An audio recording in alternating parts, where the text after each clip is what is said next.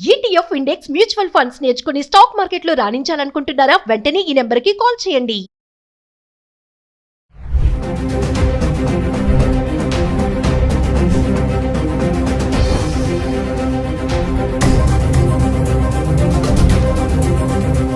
Hello viewers, welcome back to Suman TV. ప్రస్తుతం మనతో పాటు ఉన్నారు the great grandson freedom fighter Kanneganti Hanumantharao garu, PhD in American studies. అమెరికాలో ఉన్నటువంటి 18 యూనివర్సిటీస్లో ఎక్స్పర్టీస్, అంతేకాకుండా centre for human security studies founder and executive director Kanneganti Ramesh Babu garu ఉన్నారు. సార్తో మాట్లాడదాం. నమస్తే సార్. సార్, విజిటింగ్ వీసా పైన వెళ్ళే పేరెంట్స్కి ఒకసారి తీసుకోవాల్సిన జాగ్రత్తలు అంటే, ఇంటర్వ్యూలో వాళ్ళని ఎలాంటి క్వశ్చన్స్ అడుగుతారు? మరి చాలామంది అంటున్నారు ఇంగ్లీష్లోనే ఉంటుంది అనేసి కమ్యూనికేషన్. మరి అందరికీ ఇంగ్లీష్ రాదు కదా, విలేజెస్లో ఉన్న వాళ్ళ పేరెంట్స్ సంగతి ఏంటి? ఒక్కసారి దాని గురించి మాట్లాడుకుంటాం. అమెరికాలో ఒక మోర్ దాన్ 5.5 మిలియన్స్ అంటే ఒక 55 లక్షల మంది భారతీయులు ఉన్నారు. More than 5.5 millions. 1 మిలియన్ అంటే 10 lakhs, 10 లక్షలు. 55 లక్షల్లో మన ఆంధ్ర తెలంగాణ రాష్ట్రానికి సంబంధించిన వాళ్ళు సగము అని కొద్దిగా పైగా ఉన్న ఆశ్చర్యపోవద్దు. సో ఇలాంటి తరుణంలో ఆంధ్ర తెలంగాణ రాష్ట్రాల నుంచి ఎంతోమంది ఉన్నత విద్యను అభ్యసించి H1B వీసాలు కానీ, టూరిస్ట్ వీసాలు కానీ, విజిటింగ్ వీసాలు B1 B2 కానీ ఇలాంటివి తీసుకొని అమెరికా వెళ్తూ ఉంటారు. మరి అమెరికాలో ఉన్న కొడుకుని కూతుర్ని చూస్తానికి, లేకపోతే అమ్మాయి ఏదన్నా డెలివరీకి వెళ్తే హెల్ప్ చేయడానికి గ్రాండ్ పేరెంట్స్ కూడా వెళ్తూ ఉంటారు. చాలామందికి మరి ఆంగ్ల భాషలో పట్టుండదు. హైదరాబాద్ వచ్చి US కాన్సుల్ జనరల్ ఫైనాన్షియల్ డిస్ట్రిక్ట్లో కానీ లేకపోతే వేరే కాన్సులేట్స్లో కానీ వెళ్ళి మరి వీసా ఆఫీసర్ ముందర నుంచున్నప్పుడు మరి ఇంగ్లీష్ రాదు కదా, ఎలా తప్పులో అని మాట్లాడితే వీసా రిజెక్ట్ అయ్యే అవకాశం ఉంది. కాబట్టి ఏంటి అనేది మీ ప్రశ్న చాలా మీనింగ్ఫుల్, చాలా అర్థవంతమైన ప్రశ్న అండి.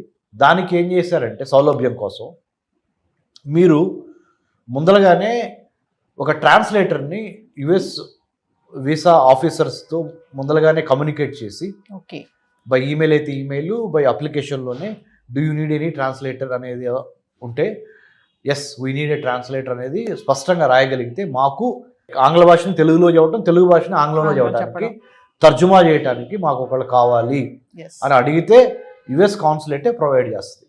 నెంబర్ 1. లేదా చాలా వీసాలకు సంబంధించి చాలా క్యూస్ ఉంటాయి, లైన్స్ US కాన్సులేట్లో. ఎవరైతే ట్రాన్స్లేటర్స్ అవైలబుల్ ఉన్నారో మనం మొదలుగా రిక్వెస్ట్ చేస్తే ఆ క్యూలోకి పంపించే అవకాశం ఉంది. రెండోది. మూడోది, మనం కూడా మన పేరెంట్స్కి మాట్లాడేది 4 మాటలైనా ఖచ్చితంగా మాట్లాడటానికి ముందలుగానే మనము ప్రిపేర్ చేయాలి. మానసికంగా మన తల్లిదండ్రులను కానీ మన బంధువుల్ని కానీ ఎవరైతే అమెరికా వద్దాం అనుకుంటున్నారో మనకు హెల్ప్ చేయడానికి వాళ్ళని ముందలుగానే మానసికంగా సంసిద్ధం చేయాలి. ఎలా అంటే, ఎక్కడికి వెళ్తున్నావు? నేను పలానా మా అమ్మాయి దగ్గరికి లేకపోతే మా అబ్బాయి దగ్గరికి వెళ్తున్నాను. ఎన్నాళ్ళు ఉంటారు? ఎగ్జాంపుల్ 2025 జూన్ 1 నుంచి 2025 జూన్ 23 వరకు ఎగ్జాక్ట్ ఇన్ఫర్మేషన్ ఇవ్వాలి. ముఖ్యంగా ట్రంప్ ప్రెసిడెంట్ అయిన ఈ నేపథ్యంలో అమెరికాలో homeland security, department of homeland security 1000 కళ్ళతో ఎక్కువ మందికి వీసాలు ఇద్దాము అని చూస్తాం పోయి ఎంతమందికి వీసాలు తిరస్కరిద్దాము అనే ఒక యాటిట్యూడ్ ఉన్న ఈ రోజుల్లో, అంటే ఇప్పుడు ప్రస్తుతానికి ఉన్న పరిస్థితులు మారతాయి కానీ ప్రస్తుతానికి ఉన్న పరిస్థితుల్లో ఖచ్చితంగా నిజాయితీగా, నిబ్బరంగా, ధైర్యంగా సమాధానం చెప్పటం రావాలి. భాష ఏమైనా పర్లేదు. అంటే ట్రాన్స్లేటర్ ఉంటారు, అయినప్పటికీ చెప్పాల్సింది ఏంటంటే, పలానా తారీఖు నుంచి పలానా తారీఖు మేము అక్కడ ఉంటాము, ఎందుకు వెళ్తున్నారు అన్నప్పుడు ఏదైతే బలమైన కారణం ఉందో ఆ కారణాన్ని కరెక్ట్గా నిక్కచ్చిగా చెప్పటము.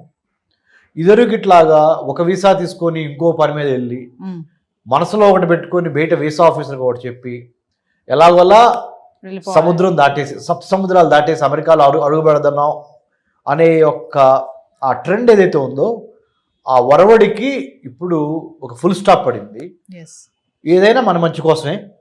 తద్వారా ఏమవుద్దంటే,